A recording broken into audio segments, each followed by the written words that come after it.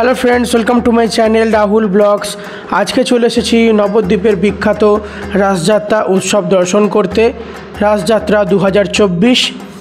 এখন চলে এসেছি দক্ষিণবঙ্গ পাড়া নবদ্বীপের সংগঠনী ক্লাবের শ্রী শ্রী মহিষমর্দিনী মাতা পূজা দর্শন করতে। এইটি স্থাপিত হয়েছে 1759 খ্রিস্টাব্দে। এখানে তোমরা দেখতে পাচ্ছ প্রচুর বড় একটি দুর্গা মাতার মূর্তি এখানে দেখতে পাওয়া যাচ্ছে, মহিষমর্দিনী মাতা। এখানে খুব সুন্দর করে মাকে সাজানো হয়েছে, প্রচুর বড় একটি মূর্তি। এখানে মাকে প্রচুর অলংকার দিয়ে সাজানো হয়েছে। এখানে তোমরা দেখতে পাচ্ছ খুব সুন্দর মায়ের মূর্তি, খুব সুন্দর লাগছে। প্রচুর বড় একটি মাতৃ প্রতিমা তোমরা দর্শন করছো।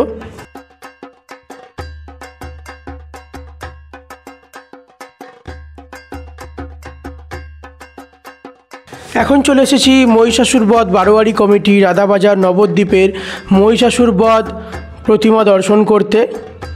এখানে তোমরা দেখতে পাচ্ছ খুব সুন্দর একটি প্রচুর বড় মাতৃ প্রতিমা, খুব সুন্দর করে সুসজ্জিত করা হয়েছে। এখানে তোমরা মহিষাসুর দেখতে পাচ্ছ, একটি মহিষের মুখের আকৃতি মহিষাসুর। এখানে খুব সুন্দর করে মহিষাসুরটিও খুব সুন্দর করে সাজানো হয়েছে, খুব সুন্দর লাগছে মাতৃ প্রতিমা।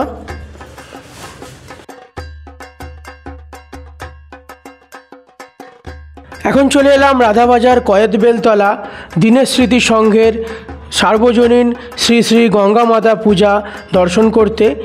এই ক্লাবটি স্থাপিত হয়েছে 1907 সালে। এখানে তোমরা দেখতে পাচ্ছ গঙ্গা মাতা রয়েছেন। গঙ্গা মাতা দুই পাশে রয়েছেন ব্রহ্মা ও বিষ্ণু, নিচে রয়েছেন বাবা মহেশ্বর। খুব সুন্দর করে প্রতিমা তৈরি করা হয়েছে এখানে।